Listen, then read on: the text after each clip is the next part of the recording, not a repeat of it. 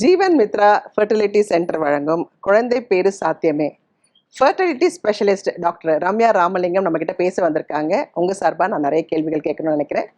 Ma'am வணக்கம். Ma'am வணக்கம் doctor. இப்போ பார்த்தீங்கன்னா நிறைய இந்த குழந்தை பெற்றுக்காத விஷயங்கள் நிறைய நடந்துக்கிட்டு இருக்குது. அதுக்கு எல்லாத்துக்கும் காரணம் வந்து நம்ம லைஃப் ஸ்டைல் தானா? இப்போ குழந்தையின்மை பிரச்சனை பார்த்தீங்கன்னா முன்னாடியோட இப்போ கன்சிடபிளாக அதிகமாக தான் ஆகிருக்கு.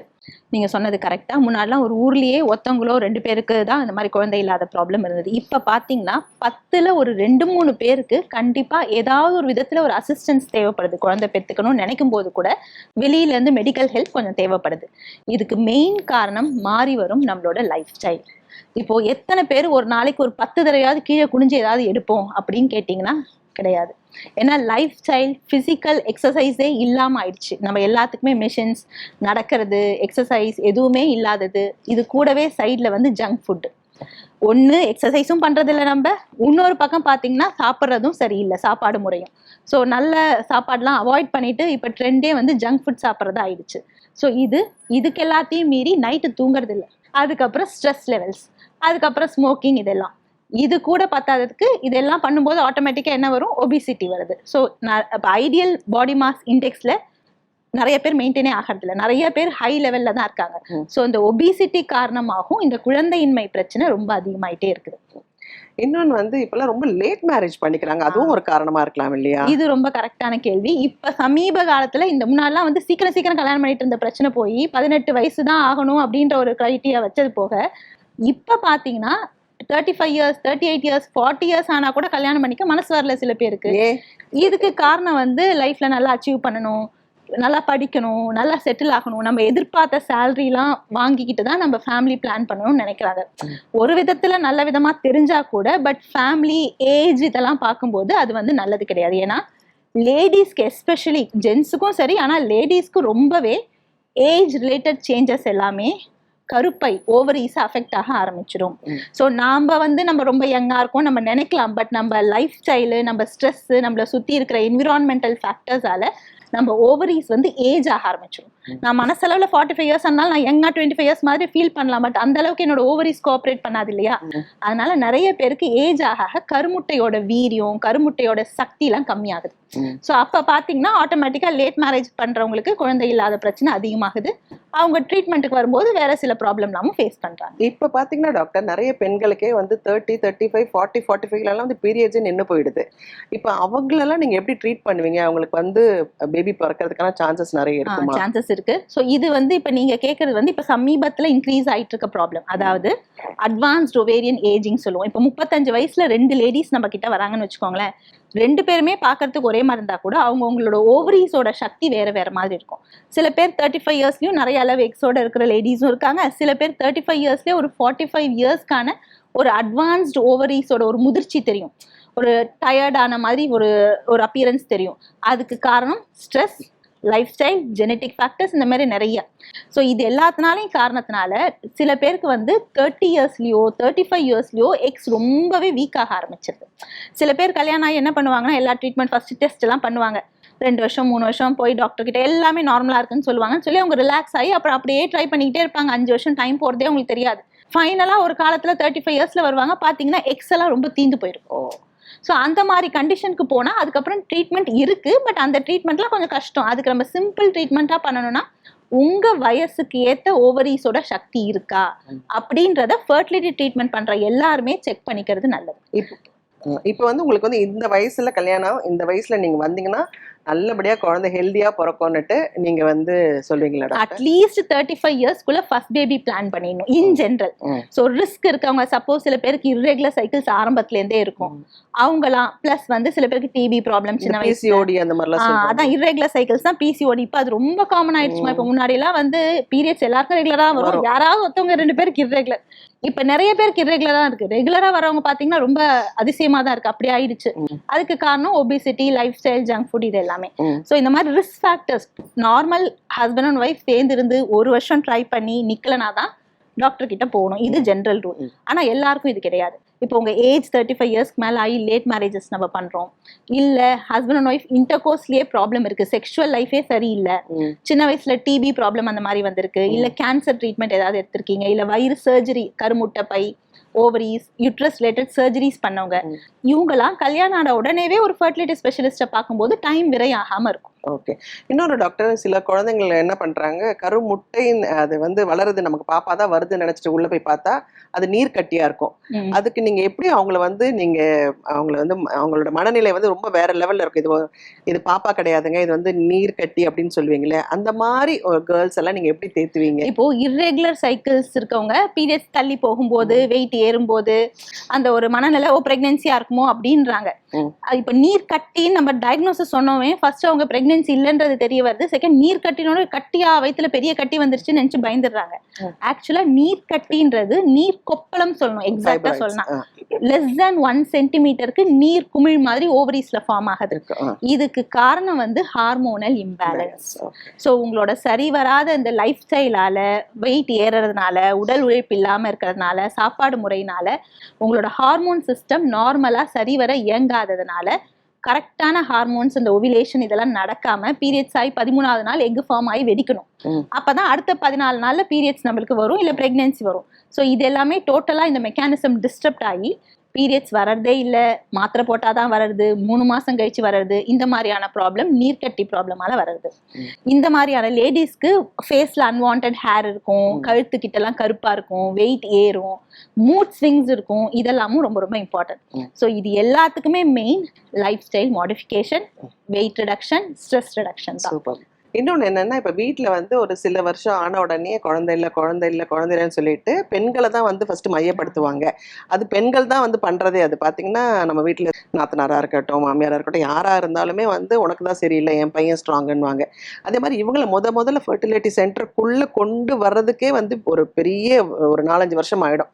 இவங்க வந்ததுக்கு அப்புறமா இவங்க இந்த ஹஸ்பண்ட் கேரக்டர் கூட்டிட்டு உள்ள வர்றதுன்றது அது ஒரு பெரிய கதை. அப்புறம் இவங்க 2 பேருக்குமே ஒரு கவுன்சிலிங். இந்த கவுன்சிலிங்ல ஹஸ்பண்ட் கேரக்டர் நினைக்கும் எனக்கு ஒன்றும் இல்லை, அவங்களுக்கு தான்ட்டு.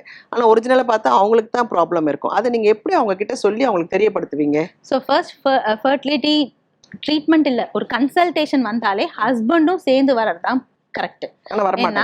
வரமாட்டாங்க சில பேர். இப்போதைய ரீசன்ட் கப்பிள்ஸ்லாம் வராங்க, பட் அந்த காலத்து ஆளுங்க வரமாட்டாங்க. பட் இருந்தாலும் அட்லீஸ்ட் ஒய்ஃபாவது வந்திருக்காங்களே, அந்த ஆப்பர்ச்சுனிட்டியாவது யூஸ் பண்ணி கொஞ்சம் கொஞ்சமா அவங்களுக்கு புரிய வைக்கணும்னு தான் நாங்க நினைப்போம். ஸோ ஃபர்ஸ்ட் விசிட்ல ஒய்ஃப் மட்டும் வந்தா கூட அவங்க கிட்ட எல்லாம் பேசி, ஒரே ஒரு விசிட் மட்டும் ஹஸ்பண்டை கூட்டுவாங்க. அவருக்கு ஜஸ்ட் பேசி பார்க்கலாம், செக் பண்ணி பார்க்கலாம், எல்லாம் நார்மலா இருந்தா அதுக்கப்புறம் அவர் வர வேண்டாம் அப்படின்னு ஒரு அஷூரன்ஸை கொடுத்து தான் ஹஸ்பண்டை நம்ம ஒரு விசிட்டுக்கே வர வைக்க வேண்டியதா இருக்கு. ஸோ அவரோட ஹிஸ்டரி எல்லாம் கேட்டுட்டு அவரோட செமன் அனாலிசிஸ் மட்டும் ஃபர்ஸ்ட் ஆர் செகண்ட் விசிட்லயே எங்க சென்டர்ல ரொட்டீனா பண்ணிடும். ஸோ அந்த செமன் டெஸ்ட் நார்மலா இருந்து ஒரு ப்ராப்பரா இன்டர்கோர்ஸ் பண்றாரு, சுகர்ஸ் பிபி எல்லாம் நார்மலா இருக்குன்னா அதுக்கப்புறம் அவரை டிஸ்டர்ப் பண்ண வேணாம். அதுக்கப்புறம் நம்ம லேடிஸை பார்த்துக்கலாம். நீங்க அப்ப ஃப்ரீஸ் பண்ணிடுவீங்களா அவரோட? இல்ல, பண்ணணும்னு அவசியம் இல்லை. ஒரு ஃப்ரெஷ் சாம்பிள் கொடுக்கலாம், அவருக்கு ஒன்றும் பிரச்சனை இல்லை. ஊர்ல இப்ப சில பேர் வெளிநாட்டுக்கு போயிடுவாங்க, ஹஸ்பண்ட் ஒய்ஃப் மட்டும் இருப்பாங்க. அந்த மாதிரி கண்டிஷன்ல நம்ம பண்ணணும். சில பேருக்கு கலெக்ஷன் ப்ராப்ளம் இருக்கும். ஸோ ட்ரீட்மெண்ட்ல இருக்கும்போது நம்ம செமன் சாம்பிள் கேட்டா அவங்களால கொடுக்க முடியாது ஸ்ட்ரெஸ்ல. அந்த மாதிரி இருக்கவங்களுக்கு தான் ஃப்ரீசிங் பண்ணணுமே தவிர எல்லாருக்கும் பண்ணணும்ன்றது அவசியம் இல்லை. அதே மாதிரி டாக்டர், சப்போஸ் இந்த ஃப்ரீஸ் பண்ணி போடுறதா இருக்கட்டும், இல்லை ஐவிஎஃப்ஆ இருக்கட்டும், ஐஓஐ இருக்கட்டும், எதுவாக இருந்தாலுமே மெடிசன் போட்டோன்னே சிலவங்களுக்கு ட்வின்ஸு, ட்ரிப்ளெட்ஸு இந்த மாதிரிலாம் வருது இல்லைங்களா? இப்போ அதெல்லாம் நீங்கள் எப்படி கண்ட்ரோல் பண்ணுறீங்க? அது இப்போ ஐவிஎஃப் ஐயூஐ ட்ரீட்மெண்ட்ல தான் மெயினாக ஐவிஎஃப்ல தான் இந்த மாதிரி மல்டிபிள் எம்ப்ரியோஸ் ட்ரான்ஸ்ஃபர் பண்ணும். ஸோ இப்போ இந்த ஐவிஎஃபோட கான்செப்டே என்னன்னா, இன்ஜெக்ஷன் போட்டு ஒய்ஃப்க்கு எக்கை எடுத்து ஹஸ்பண்ட் விந்து கொடுத்து அதை 2த்தையும் சேர்த்து கருவாக்கும். சில பேருக்கு விந்து ப்ராப்ளம் சிவியரா இருக்கும். நார்மலா 15 மில்லியன் இருக்க வேண்டியது இருக்கும், ஆனா அவருக்கு 1 மில்லியன் இருக்கலாம், 2 மில்லியன் இருக்கலாம், இல்ல சில பேர் இன்ஃபேக்ட் 0வா கூட இருக்கலாம். அப்ப அவருக்கு விந்து உற்பத்தி ஆகிற அந்த டெஸ்டஸ்ல இருந்தே நீடில் வழியா அந்த விந்தை எடுத்து ஐசிஎஸ்ஐன்ற ஒரு மெத்தட்ல அவங்க ஒய்ஃபோட எக்குக்குள்ள நம்மளே செலுத்திடுவோம். ஏன்னா இதெல்லாம் நேச்சுரலா ஃபர்டிலைஸே ஆகிறதுக்கு சக்தி இல்ல. அதுக்கு க்ரோ பண்ணுவீங்கல்ல, அதுக்கு மெடிசன் எல்லாம் கொடுத்து க்ரோ பண்ணுவீங்க. எக் வளர வச்சு ஸ்பெர்மை எடுத்து உள்ள செலுத்தி அந்த எம்ப்ரியோ ஸ்பெஷல் இன்குபேட்டர்ல அந்த கரு ஃபியூச்சர் பேபியை வளர வச்சு நல்லா வளருதான்னு செக் பண்ணி அதுக்கப்புறம் கர்ப்பப்பையில வைப்போம். இதுதான் ஐவிஎஃப் ட்ரீட்மெண்ட். இது இந்த ஐவிஎஃப் ட்ரீட்மெண்ட்ன்றது குழந்தை இல்லாத தம்பதியருக்கான ஒரு பெரிய வரப்பிரசாதமா இருக்கு. ஏன்னா அந்த காலத்துல பாத்தீங்கன்னா ஒரு சின்ன சின்ன டெஸ்ட் எல்லாம் பண்ணிட்டு அது எதுவுமே எல்லாமே நார்மலா இருக்கு, பிரச்சனை எதுவும் கண்டுபிடிக்க முடியலன்னா அன்எக்ஸ்பிளைன் இன்ஃபர்டிலிட்டின்னு சொல்லிடுவோம். அவ்வளவுதான், அவங்க அப்படியே வெயிட் பண்ண வேண்டியதான், கடவுள் கொடுக்கணும் கோயில் கோயிலா போயிட்டு. இப்ப இந்த ஐவிஎஃப் ட்ரீட்மெண்ட் வந்து இந்த மாதிரி அன்எக்ஸ்பிளைன்ட் இன்ஃபர்டிலிட்டி பேஷண்ட்ஸ்க்காக இருக்கட்டும், சிவியர் எண்டோமெட்ரியோசிஸ், சாக்லேட் சிஸ்ட்ன்ற ப்ராப்ளம் இப்போ ரொம்ப அதிகமாயிட்டு இருக்கு. பீரியட்ஸ் டைம்ல ஹெவி ஸ்டொமக் பெயினோட லேடிஸ் வராங்க. இந்த எண்டோமெட்ரியோசிஸ் சிவியரா இருந்தா நேச்சுரலா கன்சீவ் ஆகிறதுக்கு வாய்ப்பு இல்லை. செமன் ப்ராப்ளம், ஹஸ்பண்ட் ஸ்பெர்ம் வந்து ரொம்ப கம்மியா இருக்கு.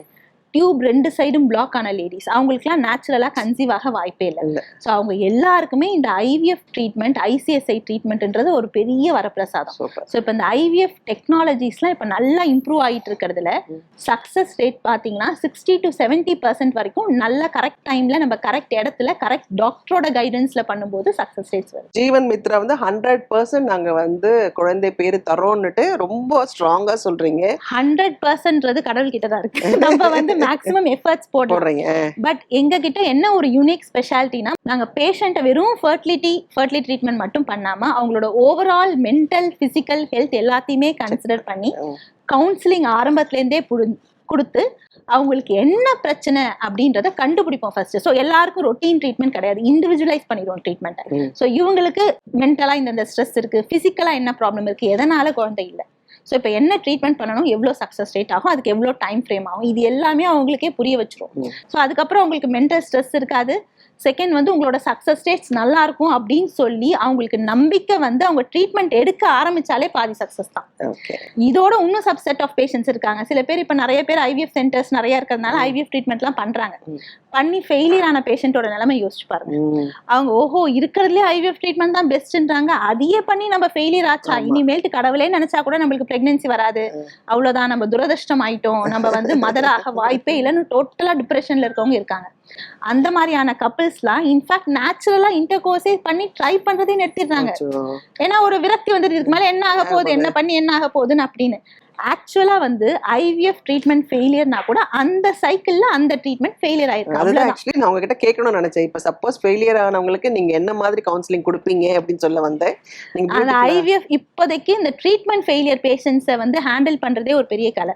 ஸோ அவங்க மென்டல் டிப்ரெஷன், பணம் இழந்து மன இது டென்ஷன்ல வருவாங்க. ஸோ ஃபர்ஸ்ட் அவங்களுக்கு இது வந்து டெம்பரரி தான், இது இந்த சைக்கிளோட ரிசல்ட் தான், இதை வந்து ஓவராலா நம்ம எடுக்க கூடாது அதுன்றத புரிய வச்சு எந்த காரணத்தினால அவங்களுக்கு ஐவிஎஃப் ஃபெயிலியர் ஆகிருக்கு அதை ஃபர்ஸ்ட் கண்டுபிடிக்கணும். அதை கண்டுபிடிக்காம அதே ட்ரீட்மெண்ட்டை திருப்பி அவங்களுக்கு பண்ணிட்டு இருந்தா அது பண விரயம் தான் தவிர ரொம்ப நாள் ஆகும் சக்சஸ் ஆக. ஸோ நம்ம வந்து ப்ராப்ளம் ஐடென்டிஃபை பண்ணி அதை கரெக்ட் பண்ணுவோம். இன்ஃபேக்ட் நிறைய பேஷண்ட்ஸ் நம்ம கிட்ட ஒரு இடத்துல ஐவிஎஃப் பண்ணி ஃபெயிலியர் ஆகி வந்து நம்ம கவுன்சிலிங் கொடுத்து சின்ன லைஃப் ஸ்டைல் மாடிஃபிகேஷன், சின்ன மெடிசன்ஸ்ல நேச்சுரலா கூட கன்சீவ் ஆயிருக்காங்க. அவங்க எப்படி இருக்கணும்லாம் சொல்லி கொடுத்துருவீங்க, எல்லாமே என்ன டைம்ல இருக்கணும். இப்போ இன்னொரு பெரிய பிரச்சனை, நிறைய பேர் வேற இடத்துல தங்குவாங்க. அந்த ஓவிலேஷனுக்கு வந்து கிட் வச்சு செக் பண்ணி பார்ப்பாங்க, எந்த டைம்ல ஓவிலேஷன் ஆகுதோ அந்த டைம்ல மட்டும் ஹஸ்பண்ட் வருவாரு இல்ல ஒய்ஃப் வருவாங்க. சோ அந்த டைம்ல மட்டும் 1 or 2 டைம்ஸ் பண்ணுவாங்க. மத்த டைம்லாம் வந்து வேற இடத்துல இருப்பாங்க. இல்ல சில பேர் ஒரே வீட்ல இருந்தா கூட இப்ப ஃபேஸ்புக், வாட்ஸ்அப் இதுலதான் எல்லா டைமும் இன்வால்வ் ஆகுறாங்களே தவிர ஒரு அந்த பிசிக்கல் இன்ட்ராக்ஷனே இப்ப ரொம்ப கம்மியாயிடுச்சு.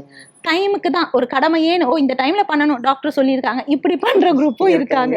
இதுல என்னன்னா ஒரு அந்யோன்யம் இல்லாம போயிடுது. செகண்ட் வந்து ஹஸ்பண்ட்க்கு இந்த மாதிரி இந்த டைம்ல இன்னைக்கு பண்ணி தான் ஆகணும் அப்படின்னும் போது மென்டல் ஸ்ட்ரெஸ்லயே வந்து எரெக்ஷன் ப்ராப்ளம், இந்த மாதிரி செக்ஷுவல் இஷ்யூஸும் வருது. ஸோ இதுக்கு எல்லாமே ப்ராப்பர் கவுன்சிலிங் அவசியம். ஐவிஎஃப் ட்ரீட்மெண்ட் பண்ணி ஃபெயிலியர் ஆன பேஷண்ட்ஸ்க்குமே இன்னும் நிறைய அட்வான்ஸ் ட்ரீட்மெண்ட்ஸ் இருக்கு. ஸோ பேஷண்ட்ஸ் என்ன புரிஞ்சுக்கணும்னா, ஒரு தடவை ஃபெயிலியர் ஆச்சு ட்ரீட்மெண்ட்னா மனம் உடையக்கூடாது.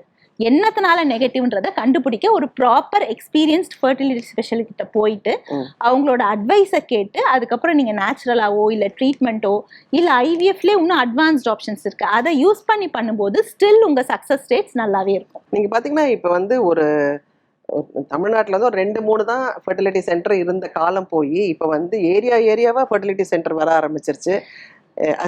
அதாவது அவேர்னஸும் மக்களுக்கு அதிகமாயிடுச்சு. ஒரு பக்கம் ட்ரீட்மெண்ட் இல்லாம இருந்து லேட்டா ட்ரீட்மெண்ட் வரவங்களும் இருக்காங்க. இன்னொரு பக்கம் வந்து எனக்கு கல்யாணம் ஆகி 1 year ஆயிடுச்சு, நான் அடுத்த 2 மாசத்துல அப்ராட் போறேன், இந்த 2 மாசத்துல நான் பிரெக்னன்சி வந்துடணும், அப்படி இந்த மாசம் ட்ரீட்மெண்ட் பண்ணுங்க, இந்த மாசம் சக்சஸ் ஆயிடும் அப்படின்னு டைம் ஃப்ரேம் ஃபிக்ஸ் பண்ணிட்டு வர பேஷண்ட்ஸும் இருக்காங்க.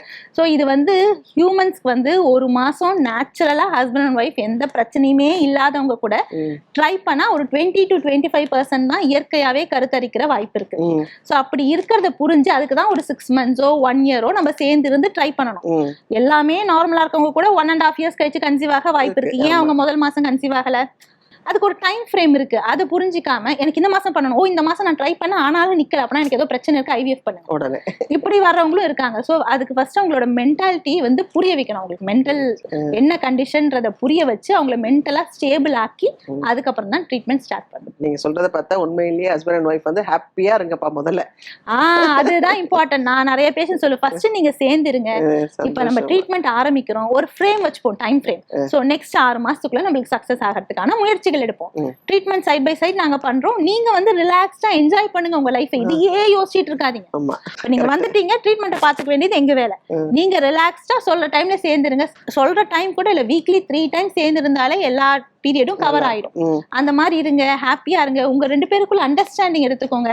அதுக்கப்புறம் ஸ்லோவா இது ஆட்டோமேட்டிக்கா நடக்கும். நம்ம 6 monthsல நடக்கலன்னா அதுக்கப்புறம் அடுத்த ஸ்டெப் ஆஃப் ட்ரீட்மெண்ட் பத்தி யோசிக்கலாம். சூப்பர். இப்போ ஐவிஎஃப் பண்ணி சப்போஸ் அந்த கரு வளர ஆரம்பிச்சதுக்கு அப்புறம் அவங்க 2 பேரும் ஒண்ணா இருக்கலாமா?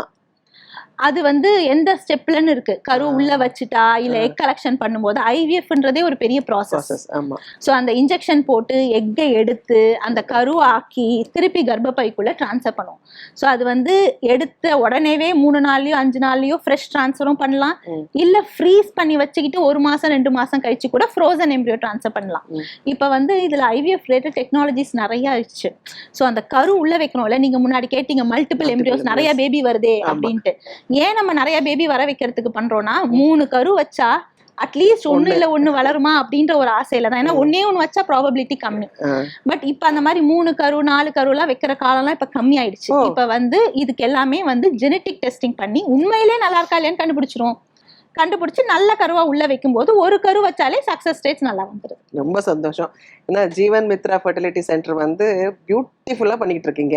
அதாவது உங்களோட குழந்தைங்க, உங்களோட பேஷண்ட்ஸ்ன்னு இல்லாம உங்களோட சகோதர சகோதரிகள், இவங்களுக்கு நாங்க நல்லது பண்ணணும், இவங்களுக்கு நாங்க நிறைய சந்தோஷத்தை கொடுக்கணும்னுட்டு நீங்க 2 சிஸ்டர்ஸ்மே வந்து வேற அளவுக்கு நீங்க வந்து உழைச்சு. நம்ம கிட்ட பாத்தீங்கன்னா மெயினா வந்து ஃபெயிலியர் ஆன பேஷண்ட், ரொம்ப வருஷமா ட்ரீட்மெண்ட் பண்ணி ஃபெயிலியர் ஆகி மனம் உடைஞ்சு வர பேஷண்ட்ஸ், அவங்க ஃப்ரெண்ட்ஸ் ரிலேட்டிவ்ஸ் அவங்க வழியா வேர்ட் ஆஃப் மவுத் கேட்டு தான் வராங்க.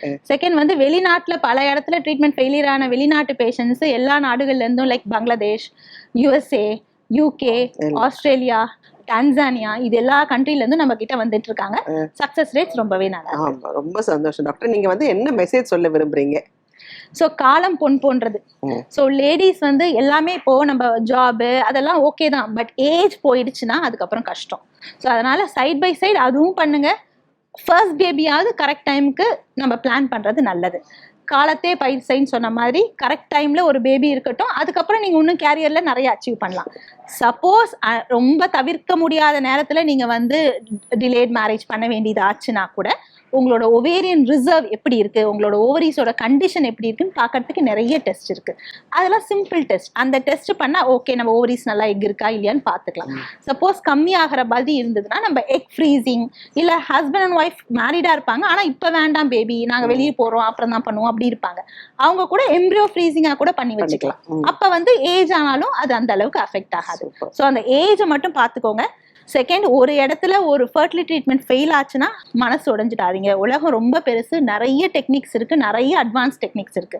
நீங்க இருக்கிறதே அட்வான்ஸ்டா நினைக்கக்கூடிய ஒரு ட்ரீட்மெண்ட் ஃபெயிலியர் ஆன அப்புறம் கூட நீங்க ப்ராப்பர் ஃபர்டிலிட்டி ஸ்பெஷலிஸ்ட்டை பார்க்கும்போது அவங்க உங்களை கண்டிஷனை கரெக்டா ஐடென்டிஃபை பண்ணி ப்ராப்ளமை ரெக்டிஃபை பண்ணும்போது சக்சஸ் ரேட்ஸ் ரொம்ப பிரமாதமா இருக்கும்.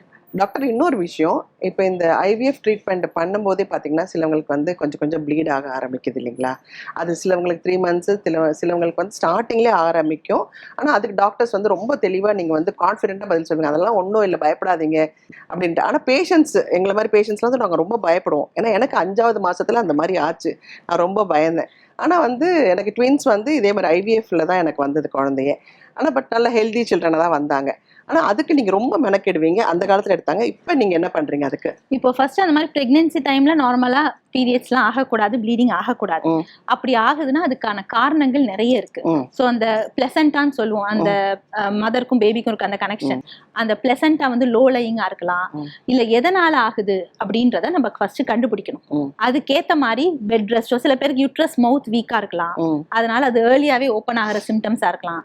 கூட வலி இருக்கா, வலி இல்லையா, ஏதாவது இன்ஃபெக்ஷன் இருக்கா, இந்த மாதிரியான நிறைய செக்அப்லாம் பண்ணி ஒன்னொன்னுக்கும் அதுக்கேற்ற மாதிரி இண்டிவிஜுவலைஸ் ட்ரீட்மெண்ட் பண்ணணும்.